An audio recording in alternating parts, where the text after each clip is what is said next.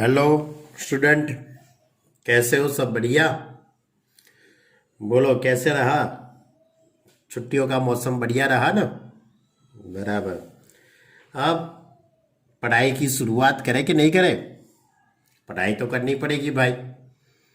पढ़ाई के बिना तो कुछ नहीं चलेगा। बराबर। तो स्टूडेंट, हमने चैप्टर नंबर 9 स्टार्ट किया था। आप लोगों को शायद याद होगा। वैसे तो बहुत इंटेलिजेंट स्टूडेंट हो, आप लोग सभी बातें याद रखते ही हो। तो चैप्टर नंबर 9 के अंदर दो टाइप की सीक्वेंस थी। पहले तो चैप्टर का नाम तो याद है ना भाई? चैप्टर का नाम क्या था? Sequence and series. सीक्वेंस दो टाइप के सीक्वेंस है, arithmetic sequence and geometric sequence. Arithmetic sequence होती है, उसके अंदर दो टर्म के बीच का डिफरेंट इक्वल होता है। उसका एन टर्म फाइंड करने की हमारे पास फॉर्मूला थी, जो आप को अच्छी तरह से याद होगा। T N is equal to a plus n minus one into d. और अरिथमेटिक प्रोग्रेशन की एस एन की फॉर्मूला तो n by two into two a plus n minus one into d. और इसकी दूसरी भी फॉर्मूला थी n by two into a plus l. ये उसकी दूसरी फॉर्मूला है। तो अरिथमेटिक प्रोग्रेशन बराबर एपी, उसके पर अकॉर्डिंग हमारी एक्सरसाइज 9.2, पूरी एक्सरसाइज 9.2 इसके पर अकॉर्डिंग थी। उसके बाद ज्योमेट्रिकल प्रोग्रेशन यानी कि जीपी कहते हैं हम। तो ज्योमेट्रिकल प्रोग्रेशन किसको कहते हैं? सपोज आपके पास इस तरह से 5, 10, 20, 40, 80 ये एक सीक्वेंस मैंने लिखी है। तो यहां पे आप देख सकते हो कि इसका रेशियो लीजिए 10/5 2, 20/10 2, 40/20 2, 80/40 2। तो इन सभी का रेशियो इक्वल है। तो इस टाइप की जो सीक्वेंस होती है हम उसको ज्योमेट्रिकल प्रोग्रेशन कहते हैं। तो हमारी ये दूसरी जो सीक्वेंस है वो है ज्योमेट्रिकल प्रोग्रेशन। उसके पर अकॉर्डिंग हमारी एक्सरसाइज 9.3, एक्सरसाइज 9.3 के अंदर फॉर्मूला तो एन टर्म फाइंड करने की formula T N is equal to A into are raise to N minus one. Small A that is a first term, R that is a common ratio, यानी T N is equal to A into are raise to N minus one. Suppose आपको T9 लिखना है तो T9 लिखने के लिए आप a into are raise to 8 लिख सकते हो। सपोज आपको T7 लिखना है तो a into are raise to 7 minus 1 6 लिख सकते हो। क्लियर? तो ये Tn की फॉर्मूला थी, आपको शायद याद ही होगी। उसके बाद Sn की formula Sn is equal to a into are raise to N minus one upon r minus one. ये कब अप्लाई होता है? जब r की वैल्यू 1 से ज़्यादा होती है, r इज ग्रेटर देन 1 तब। और a into 1 minus are raise to N upon 1 minus r, जब r की वैल्यू 1 से कम होती है तब। क्लियर? तो r की वैल्यू 1 से ज़्यादा हो तो हम ये फॉर्मूला का यूज़ करते थे, और r की वैल्यू 1 से कम हो तो हम ये फॉर्मूला का यूज़ करते थे। क्लियर? तो ज्योमेट्रिकल प्रोग्रेशन और ये दो फॉर्मूला के पर अकॉर्डिंग हमारी एक्सरसाइज 9.3। हमने अभी तक 3 वीडियो बनाए हैं, 3 लेक्चर बन गए हैं। तीनों 3 लेक्चर के अंदर हमने आपसे अलग अलग एक्सरसाइज 9.1, 9.2 और 9.3 के अंदर 1 से 11 तक के क्वेश्चन हमने सॉल्व किए थे, शायद आपको याद ही होगा, बराबर। 1 से 11 तक के क्वेश्चन हमने सॉल्व किए हैं। अब आज से हम नई शुरुआत करते, हम आज से नई शुरुआत करते एक्सरसाइज 9.3 का क्वेश्चन नंबर 12 से शुरुआत करते हैं। क्वेश्चन नंबर 12 से शुरुआत करते। यदि कोई बच्चों ने आगे की वीडियो नहीं देखा है तो बच्चे अच्छी तरह से पहले वीडियो देख लो, बराबर। नहीं मालूम पड़ता है तो मुझे पर्सनली भी आप बता सकते हो, या तो जूम पर हमारी मीटिंग होती है उसमें भी आप मुझे बता सकते हो। ओके, तो बच्चे लोग हम एक्सरसाइज 9.3 का क्वेश्चन नंबर 12 स्टार्ट करते हैं। क्वेश्चन इस तरह से, आप टेक्स्ट बुक के अंदर क्वेश्चन रीड कर लो। Read the question number 12। The sum of first three terms of a GP is 39 upon 10 and their product is 1. Find the common ratio and the term. The sum of first three terms of a GP is 39 upon 10. यानी कि हमारे पास three term, first three term A are square, ये three term है, बराबर। ये पहला term, ये दूसरा टर्म और ये तीसरा टर्म, उसका एडिशन, सम एडिशन 39 अपॉन 10, यानी कि a plus a are square is equal to 39 upon 10। Clear. अब मैं इसमें से a को कॉमन लेता हूं, तो a कॉमन निकल जाएगा, तो 1 plus r square is equal to 39 upon 10। It is a result number 1। अब उसका प्रोडक्ट कितना है, 1 है। इसका प्रोडक्ट कितना है, 1। तो मैं ये जो थ्री टर्म है उसका प्रोडक्ट मल्टीप्लाई करता हूं, a into A R plus into A R square. उसका प्रोडक्ट 1 दिया है क्वेश्चन के अंदर, तो इन सभी का मैंने मल्टीप्लाई कर दिया, तो a क्यूब हो जाएगा और r रेस टू 3 हो जाएगा। a cube r cube is equal to 1, यानी कि 1 की 3 पावर लिखेंगे तो 1 ही होने वाला है। अब मैं दोनों तरफ क्यूब रूट लेता हूं, तो 3 कट हो जाएगा, तो ar is equal to 1। Therefore a is equal to 1 upon r। अब मैं a की वैल्यू रिजल्ट नंबर 1 के अंदर पुट करता हूं, a is equal to 1 upon r। इसको मैं कहां पे पुट कर रहा हूं, रिजल्ट नंबर 1 के अंदर। ओके, चलो, तो by result number 1 and 2, 1 upon r, 1 plus r square is equal to 39 upon 10। अब क्रॉस मल्टीप्लाई करते, 10 का मल्टीप्लाई 1 के साथ, यानी 10 r plus 10 r square is equal to 39 are.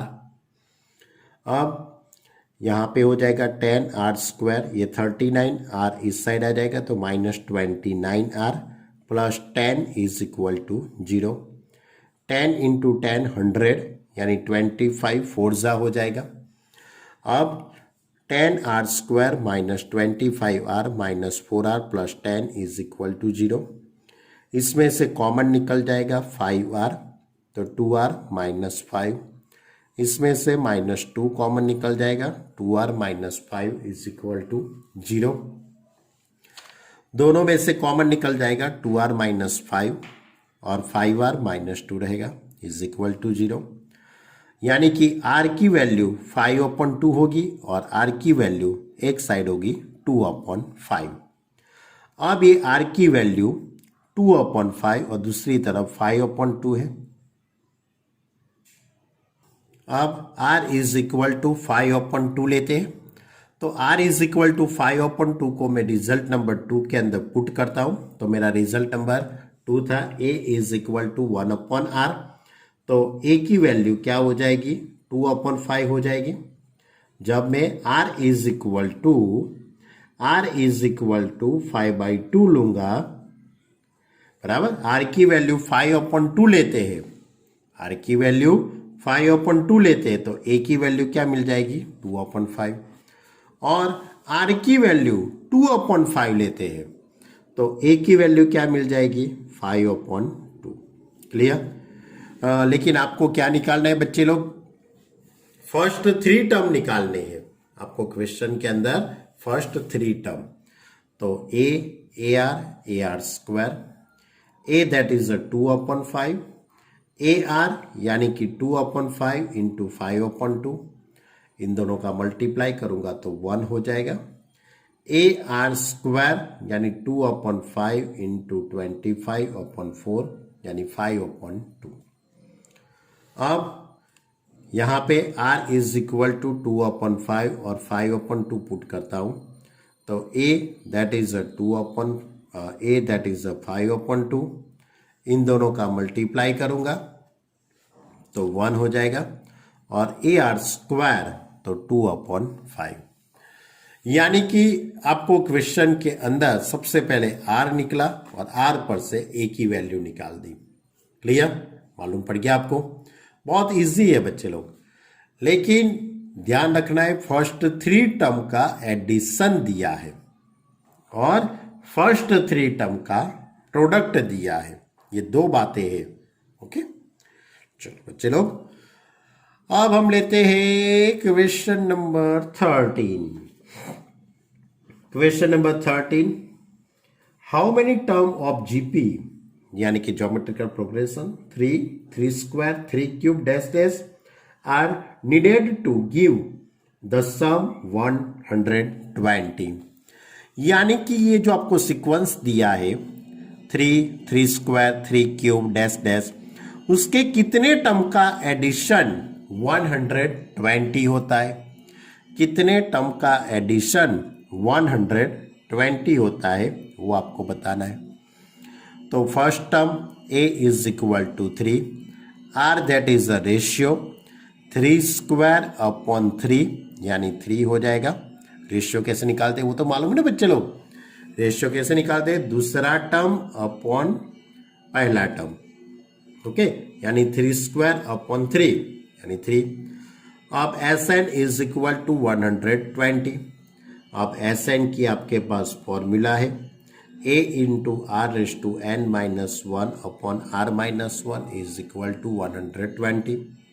a की वैल्यू क्या है 3, a is equal to 3, r that is 3 यानी 3 raise to n minus 1 upon 3 minus 1 is equal to 120। 3 minus 1 2, ये 2 को मैं सामने ले जाऊंगा तो 240, ये 3 अपॉन में चला जाएगा तो 80। अब ये 1 है उसको इस साइड ले लेते, ये 1 इस साइड आ जाएगा तो 81 हो जाएगा। तो 3 raise to n is equal to 81, तो 3 raise to n is equal to 3 raise to 4, दोनों तरफ से 3 बेस इक्वल है तो n इज इक्वल टू 4। यानी कि कितने टर्म का एडिशन 120 होता है, तो 4 टर्म का, कितने term, n is equal to 4, ये 4 टर्म का एडिशन कितना होता है 120। कुछ नहीं था, सिंप्लीफाई ही था। आप सिंप्लीफाई अच्छी तरह से कर सकते हो बच्चे लोग। तो ये था हमारा क्वेश्चन नंबर 13। चलो question number 14, the sum of first 3 term of a GP is 16 and the sum of next 3 term is addition, the 3 term is 128. Determine the first term, the common ratio and the sum to n term of the GP। यानी कि आपको question के अंदर क्या दिया गया है, given that, फिर से बताता हूं बच्चे लोग आपको, the sum of first 3 term उसका एडिशन 16 है।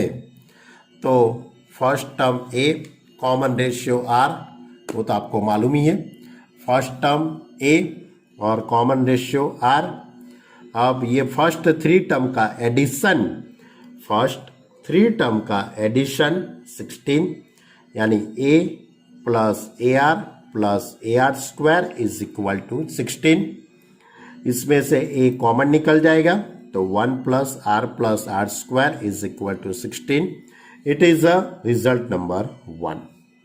ओके, उसके बाद अब नेक्स्ट थ्री टर्म यानी शुरुआत के जो 3 टर्म है ये हुए, और उसके बाद वाले यानी चौथा टर्म, 5वां टर्म, 16वां टर्म, बराबर, a are cube, a are raise to 4, A R raise to 5, उसका एडिशन 128 है। अब इसमें से ए आर क्यूब कॉमन निकल जाएगा तो 1 plus r square is equal to 128। अब रिजल्ट नंबर 1 के अकॉर्डिंग में a into 1 plus r square उसकी वैल्यू 16 है, तो मैं ये और ये इतने की जगह पे, इसकी जगह पे मैं क्या पुट करता हूं 16 रिजल्ट नंबर 1 के अकॉर्डिंग। तो 16 into r cube is equal to 128। 16 upon में चला जाएगा तो 8 हो जाएगा, 16 8 जा 128। तो r cube is equal to 8, therefore are is equal to 2, therefore are is equal to 2। अब ये कॉमन रेशियो आर आ गया आपके पास। अब ये आर की वैल्यू आपको रिजल्ट नंबर 1 के अंदर पुट कर दो, तो result number 1 a 1 plus r square, तो a into 1 plus 2 plus 4 is equal to 16। 7a हो जाएगा तो 7a is equal to 16, therefore a is equal to 16 upon 7। तो ये फर्स्ट टर्म भी निकल गया, कॉमन रेशियो भी निकल गया, और तीसरी बात क्या निकालने की थी, फर्स्ट एन टर्म का एडिशन यानी Sn। तो Sn is equal to a into are raise to n minus 1 upon r minus 1। a that is the first term 16 upon 7, r that is the common ratio 2 raise to n minus 1 upon 2 minus 1। 2 minus 1 तो 1 ही हो जाएगा, तो 16 upon 7 into 2 raise to n minus 1। Clear? आपको यही form में रखना है, इसके आगे कोई सिंप्लीफाई देने की जरूरत नहीं है। यानी कि क्वेश्चन बहुत बढ़िया क्वेश्चन था मेरे हिसाब से। क्यों? कि उसमें 2 बहुत अच्छी बातें थी। एक बात ऐसी थी कि शुरुआत के जो 3 टर्म है उसका एडिशन 16 है, और उसके बाद वाले जो 3 टर्म है यानी 4th टर्म, 5th टर्म और 6th टर्म का एडिशन 128 है, बराबर। तो इन दोनों का हमने यूज करके आर निकाल लिया, और आर की वैल्यू रिजल्ट नंबर 1 में पुट कर दी तो ए मिल गया, और उसके बाद Sn की फॉर्मूला। क्लियर? तो ये था हमारा क्वेश्चन नंबर 14। चलो अब मैं क्वेश्चन नंबर 15 की बात करता हूं। क्वेश्चन नंबर 15 इस तरह से है, given A GP with a is equal to 729 and 7th term 64, determine S7, यानी कि S7 आपको फाइंड करना है।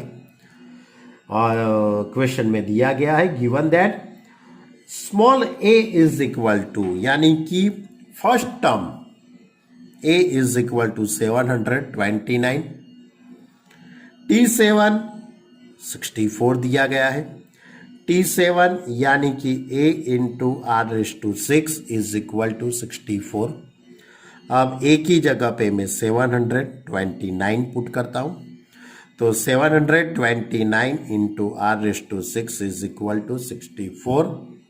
चलो अब मैं वैल्यू पुट कर दिया, 729 R raise to 6 is equal to 64। 729 upon में चला जाएगा, तो R raise to 6 is equal to 64 upon 729। अब आपको मालूम है कि 64 यानी 2 रेस टू 6 होता है, और 729 है वो 3 रेस टू 6 होता है, यानी कि ये पूरा टर्म 2/3 रेस टू 6 हो जाएगा। दोनों तरफ से 6 पावर कट हो जाएगी, तो r इज इक्वल टू 2/3, यानी कि आपको कॉमन रेशियो मिल गया बच्चे लोग। अब ये आर की वैल्यू पर से अपने को क्या निकालना है, S7 फाइंड करना है, फर्स्ट 7 टर्म का एडिशन फाइंड करना है। तो Sn is equal to a into 1 minus are raise to N upon 1 minus R. तो n की जगह पे 7, a की वैल्यू आपको क्वेश्चन में दी गई है 729, 1 minus R that is 2/3 raise to 7 upon 1 minus 2/3, 729, ये 2 रेस टू 7 यानी 128, 3 रेस टू 7 यानी 2187। इसका एलसीएम लेके मैं इसका सब्ट्रैक्शन करूंगा तो इस तरह से होगा 729 इंटू 3, ये 3 ऊपर चला गया यानी इंटू में 3, इसका एलसीएम लिया तो 2187 माइनस 128 अपॉन 2187, ये दोनों कट हो जाएगा क्योंकि इन दोनों का मल्टीप्लाई करेंगे आप तो 2187 ही होगा इन दोनों का मल्टीप्लाई, यानी ये दोनों कट हो गए, इन दोनों का सब्ट्रैक्शन तो 2059। ओके, बहुत इजी क्वेश्चन था। क्वेश्चन के अंदर 7th टर्म दिया था और फर्स्ट टर्म दिया था और कुछ नहीं था, और 7th टर्म का एडिशन निकालने का था। चलो अब question number 16, find A GP for which sum of the first two term is -4 and the fifth term is 4 times the third term. Find AGP, यानी कि आपको सीक्वेंस फाइंड करने की है, लेकिन वो सीक्वेंस के अंदर क्या दिया गया है आपको क्वेश्चन में, first term and second term का एडिशन -4 है। T1 plus T2 is equal to -4। First term A हो जाएगा, second term AR is equal to -4। अब इसमें से A कॉमन निकल जाएगा, तो A कॉमन निकलेगा तो 1 into A into 1 plus R is equal to -4। Clear. अब क्वेश्चन में और क्या दिया गया है मालूम है, बहुत अच्छी बात दी गई है। Fifth term T5 is 4 times the third term, 4 times third term, यानी fifth term is equal to, यानी T5 is equal to 4 into T3। अब T5 यानी A into are raise to 4 हो जाएगा, T3 that is A R raise to 2 हो जाएगा, AR square, दोनों तरफ से A कट हो जाएगा, आर रेस टू 4 और आर स्क्वायर, यानी कि आर स्क्वायर हो जाएगा, R square is equal to 4, therefore are is equal to plus और -2। आर की वैल्यू प्लस और -2 यानी कि 2 केस होंगे। पहले मैं r इज इक्वल टू 2 को मैं इक्वेशन नंबर 1 के अंदर पुट करूंगा, तो r इज इक्वल टू 2 यहां पे मैं पुट करूंगा तो यहां पे 2 प्लस 1 3 हो जाएगा, 3a is equal to -4, that is a is equal to -4/3। इस तरह से r इज इक्वल टू 2 उसको बाय इन इक्वेशन 1, तो a into 1 plus 2 is equal to -4, therefore first term a is equal to -4/3। अब आपको question में sequence निकालनी है, तो geometrical progression AR square AR cube dash dash, तो a दैट इज -4/3, AR यानी कि इन दोनों का मल्टीप्लाई करेंगे आप, तो आप इन दोनों का मल्टीप्लाई करेंगे तो -8/3, AR square A that is -4/3, R square यानी कि 4 यानी कि -16/3 डैश डैश। क्लियर। तो पहले मैंने क्या लिया, R is equal to 2, take R is equal to 2। अब मैं क्या लूंगा, R इज इक्वल टू -2। अब R इज इक्वल टू -2, इसको मैं रिजल्ट नंबर 1 के अंदर पुट करता हूँ बच्चे लोग, तो a into 1 minus 2 is equal to -4, that is -1, दोनों तरफ से माइनस माइनस कट हो जाएगा, यानी a इज इक्वल टू 4 हो जाएगा। Geometrical progression A are square A are cube dash dash, a is equal to 4, A R a that is 4 और 2 -2 यानी -8, ए आर स्क्वायर यानी -2 का square 4 into 4 that is 16 -32 dash dash. Clear? यानी कि r is equal to 2 और r is equal to -2। यानी कि आपको क्वेश्चन के अंदर ज्योमेट्रिकल प्रोग्रेशन निकालने का था, सीक्वेंस बनाने की थी, वो बन गई। चलो अब क्वेश्चन नंबर 17 लेते हैं। If the 4th, 10th and 16th term of a GP are x, y and z respectively, prove that x, y, z are in geometrical progression. If the 4th term T4 is equal to x, T4 is equal to x, that is x is equal to AR cube हो जाएगा। 10th term T10 is equal to y, therefore y is equal to a into r raised to 9. T16 is equal to z, therefore z is equal to a into r raised to 15. अब इसका ratio y upon x, z upon y, तो y upon x is equal to a r raised to 9 upon a r raised to 3, तो इसका a cut हो जाएगा, r raised to 9 r raised to 3 that is r raised to 6। अब उसके बाद z upon y यानी third term upon second term, तो a r raised to 15 upon a r raised to 9, a cut हो जाएगा तो r रेस्ट टू 6, यानी कि y upon x is equal to z upon y हो गया, क्योंकि दोनों का आंसर इक्वल आता है, r raised to 6 r raised to 6, यानी y upon x is equal to z upon y, यानी कि x y z are in geometrical progression. Clear? मालूम पड़ गया बच्चे लोग आपको? बहुत इजी क्वेश्चन था, सिर्फ ज्योमेट्रिकल प्रोग्रेशन है वही आपको प्रूव करने का था, तो वो प्रूव करने के लिए रेशियो इक्वल होना चाहिए, तो मैंने y अपॉन एक्स और z अपॉन y उसका आंसर सेम आना चाहिए, जो हो गया। ओके, चलो क्वेश्चन नंबर 18,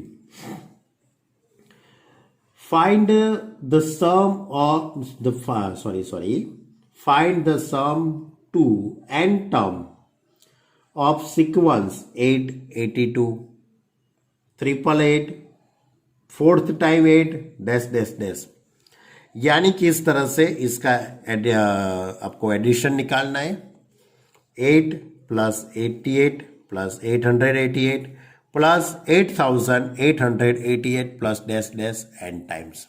क्लियर? तो इसका एडिशन निकालने के लिए आप बच्चे लोग हम क्या करेंगे, तो मैं ये सभी में से पहले 8 कॉमन लेता हूं। आप सोचते कि सर ये ऐसा कैसा, तो ये मेथड है, यही मेथड से ये सम करना है। क्यों? क्योंकि ये जो सीक्वेंस है नहीं अरिथमेटिक सीक्वेंस है नहीं ज्योमेट्रिकल सीक्वेंस है, तो आपको या तो अरिथमेटिक बनानी पड़े या तो ज्योमेट्रिक बनानी पड़े। तो अरिथमेटिक या तो ज्योमेट्रिकल प्रोग्रेशन बनाने के लिए, वैसे तो अरिथमेटिक नहीं बनेगी, सिर्फ ज्योमेट्रिकल ही प्रोग्रेशन बनेगी, तो इसके लिए मैं सभी में से 8 पहले कॉमन ले लेता हूं। तो 8 कॉमन लेंगे तो 1 plus 1 1 100 1 1 100 1 1 sorry 1000 plus dash dash N times. उसके बाद बहुत बहुत मोस्ट टाइम स्टेप, 9 से मल्टीप्लाई 9 से डिवाइड, 9 से मल्टीप्लाई 9 से डिवाइड, यानी कि 9 plus 99 plus 999 9099 plus dash dash N term. आप सोचते कि सर आपने ऐसा किया है क्यों 9 से, कोई दूसरा कोई नंबर नहीं मिला आपको कि सिर्फ 9 से? बच्चे लोग आपकी बात सही है, 9 से इसलिए मैंने मल्टीप्लाई और डिवाइड किया क्योंकि इसी से हम ज्योमेट्रिकल प्रोग्रेशन बना सकते हैं। 9 के अलावा पॉसिबल ही नहीं है। क्यों? क्योंकि मैं 9 की जगह पे 10-1 लिख सकता हूं, नहीं लिख सकता हूं? ये 9 की जगह पे मैं क्या लिखूंगा? 10-1। 99 की जगह पे 100-1 यानी 10² -1। 999 इसकी जगह पे 1000-1 यानी कि 10³ -1।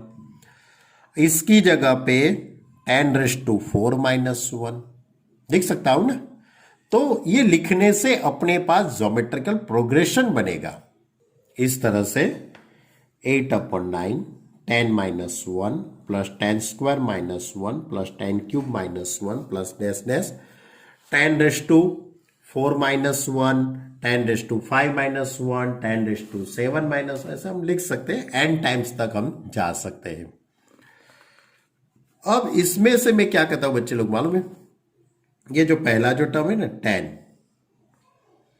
10², 10³ 10⁻⁴ 10⁵ वो सभी टर्म को मैं अलग कर देता हूं और -1 -1 को मैं अलग करता हूं।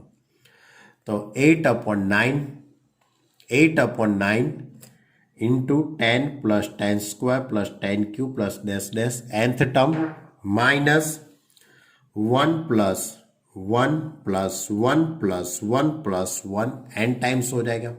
कौन सा? ये 1 ये ना सभी में 1 हो, यानी कि 10 वाले जो टर्म थे वो अलग कर दिए और 1 वाले जो टर्म है वो अलग कर दिए हमने। यानी 10² 10³ 10⁻⁴ उसको मैंने अलग लिख दिया और 1 है उसको मैंने अलग लिख दिया। तो आपको ज्योमेट्रिकल प्रोग्रेशन बन जाएगी। देख लो, वेरीफाई करना हो तो देख लो आप अच्छी तरह से। 10 10² 10³ डैश डैश n टर्म यानी कि ये ज्योमेट्रिकल प्रोग्रेशन बन गई। उसका n टर्म फाइंड करने की आपके पास फॉर्मूला है। आपको याद है ना फॉर्मूला बच्चे लोग? अभी हमने अप्लाई की थी आगे के क्वेश्चन में।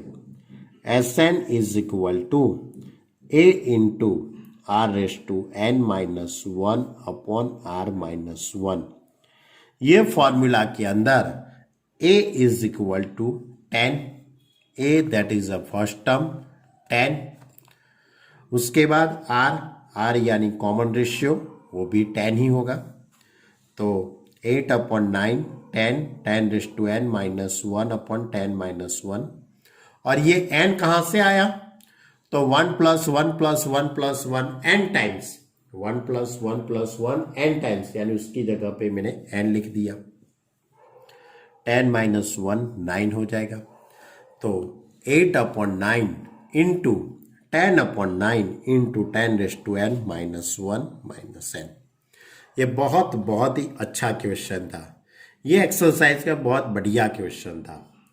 पहले 8 कॉमन लेने का, उसके बाद 9 से मल्टीप्लाई 9 से डिवाइड, 9 की जगह पे 10 - 1 10² -1 इस तरह से लिखते जाने का। आप 9 का यूज करेंगे तभी आपके पास ज्योमेट्रिकल प्रोग्रेशन बनेगी, वरना ज्योमेट्रिकल प्रोग्रेशन नहीं बनेगी, इतना याद रखना। ओके, चलो बच्चे लोग, आपको अच्छी तरह से मालूम पड़ गया होगा, वैसे मुझे लग रहा है। चलो अब मैं क्वेश्चन नंबर 19 की बात करता हूं बच्चे लोग आपसे। क्वेश्चन नंबर 19 इस तरह से, बहुत बढ़िया क्वेश्चन है वो भी। तो क्वेश्चन में रीड कर रहा हूं। Find the sum of product of the corresponding term of the sequence 2 4 8 16 32 and 128 32 8 2 and 1/2। यानी कि आपके पास दो सीक्वेंस है, वो दोनों सीक्वेंस के कॉरस्पॉन्डिंग जो टर्म है उसका मल्टीप्लाई करना है और उसका एडिशन करना है। ओके, तो फर्स्ट ज्योमेट्रिकल प्रोग्रेशन क्वेश्चन में दिया गया है। First geometrical progression 2 4 8 16, 32, and second geometrical progression is 128, 32, 8, 2 और 1/2। ये सेकंड ज्योमेट्रिकल प्रोग्रेशन है और ये पहली ज्योमेट्रिकल प्रोग्रेशन है। Now product of corresponding term यानी फर्स्ट टर्म के साथ फर्स्ट टर्म, सेकंड टर्म के साथ सेकंड टर्म, थर्ड टर्म के साथ थर्ड टर्म, फोर्थ टर्म के साथ फोर्थ टर्म और nth टर्म के साथ nth टर्म। लेकिन अपने को सिर्फ 5 टर्म ही दिया है क्वेश्चन में सिर्फ 5 टर्म ही दिया है। तो पहले टर्म के साथ पहले टर्म का मैं मल्टीप्लाई करता हूं तो क्या होता है बच्चे लोग देखो। तो फर्स्ट टर्म 2 है, पहली सीक्वेंस है, फर्स्ट सीक्वेंस का फर्स्ट टर्म 2 है और सेकंड सीक्वेंस का फर्स्ट टर्म 128 है।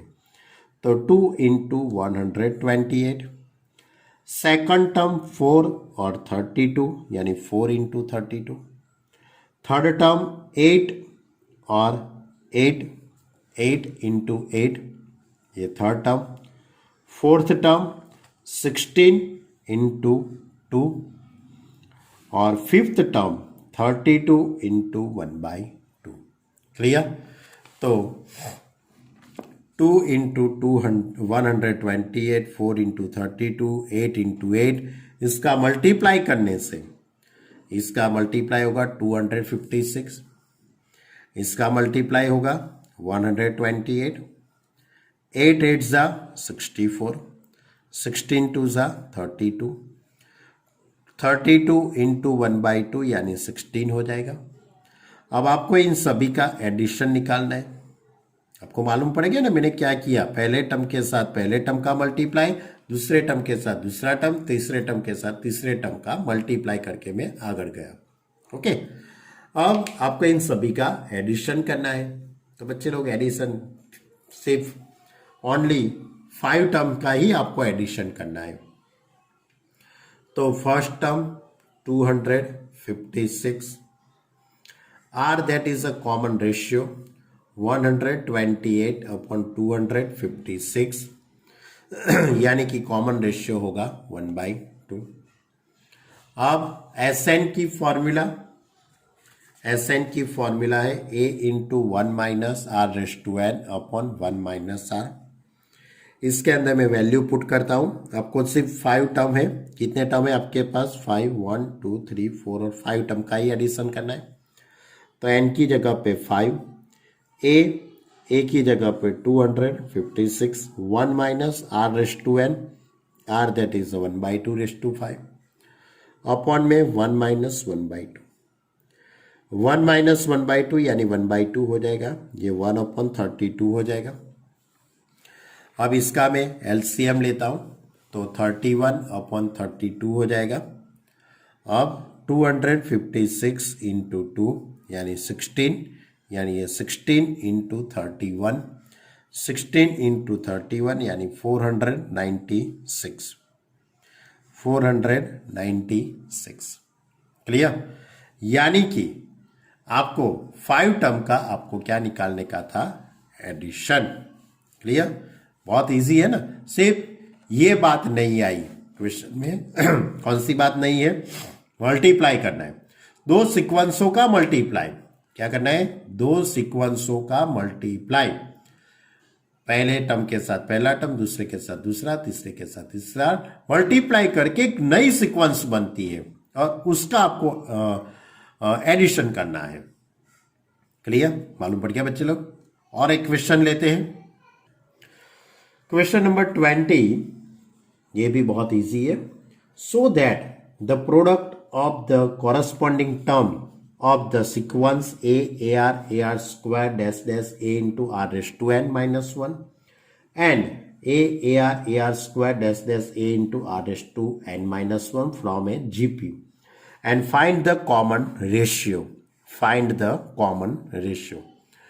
आप सोचते कि सर ये हमने आगे का जो क्वेश्चन किया वही क्वेश्चन है, हमने आगे जो क्वेश्चन नंबर 19 किया ना वही क्वेश्चन है, लेकिन क्वेश्चन नंबर 19 के अंदर सिर्फ 5 टर्म थे, इसके अंदर n टर्म है। और 2 सीक्वेंस है आपके पास। कितने सीक्वेंस है? 2 सीक्वेंस है। पहली जो सीक्वेंस है, फर्स्ट ज्योमेट्रिकल सीक्वेंस है A are square dash dash A into are raise to N minus 1, and second geometrical progression capital A are square dash dash capital A are raise to N minus 1। Clear? अब ये दोनों geometrical progression है, उसका आप multiply कर दीजिए। Now the product of corresponding term बराबर corresponding term का मल्टीप्लाई करते हैं, तो पहले टर्म के साथ पहले टर्म का मल्टीप्लाई यानी ए इंटू ए हो जाएगा। स्मॉल लेटर और कैपिटल लेटर में थोड़ा ध्यान रखना।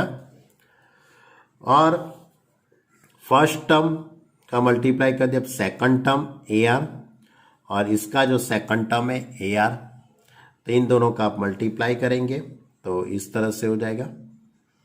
उसके बाद third term A are square into A R square dash dash, इसी तरह से हम nth टर्म का मल्टीप्लाई करते हैं, तो a into are raise to N minus 1 into capital A into are raise to N minus 1। आपको क्वेश्चन में सिर्फ कॉमन रेशियो निकालना है, तो कॉमन रेशियो निकालने के लिए सिंपल लॉजिक है, ये सीक्वेंस का कॉमन रेशियो निकालना है। पहले तो मैं आपको बता दूं कि ये जो सीक्वेंस है, ये पूरी जो नई सीक्वेंस बनी है वो it is a geometrical progression है। वो कौन सी सीक्वेंस बनी है? ज्योमेट्रिकल प्रोग्रेशन बनी है। अब उसका कॉमन रेशियो निकालने के लिए हम second term upon first term, तो ए आर अपॉन ए, तो स्मॉल लेटर ए कट हो जाएगा, कैपिटल लेटर ए यानी आर इंटू आर, ये इसका कॉमन रेशियो आ गया।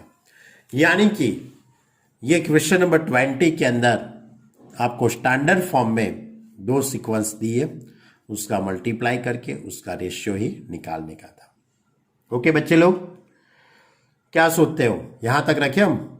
मैं भी वही सोच रहा हूं, क्योंकि 42-43 मिनट का वीडियो हो गया है। आपको आगे के भी वीडियो देखना शायद बाकी होगा। तो आज हम बच्चे लोग क्वेश्चन नंबर 1 to एक्सरसाइज 9.3 का क्वेश्चन नंबर 1 to 20 तक की बात हमने कंप्लीट कर दी। अभी भी बहुत लंबी एक्सरसाइज है, अभी भी और क्वेश्चन है, 32 क्वेश्चन है, अभी हमने 20 तक खत्म किया है। आगे की बात हम नेक्स्ट लेक्चर के अंदर करेंगे। वहां तक आप इतनी सभी बातें अच्छी तरह से समझो, अच्छी तरह से वीडियो देखो। यदि नहीं मालूम पता तो आप मुझे कांटेक्ट कीजिए, मैं आपको अच्छी तरह से समझाऊंगा। ओके स्टूडेंट, मालूम पड़ गया बच्चे लोग? होमवर्क करते रहना, रिवीजन भी करते रहना। ओके, और अभी भी अपने को ऑनलाइन एजुकेशन में ही आगे बढ़ना है, अभी भी अपने को ऑनलाइन एजुकेशन में ही आगे बढ़ना है बच्चे लोग। Okay student, bye.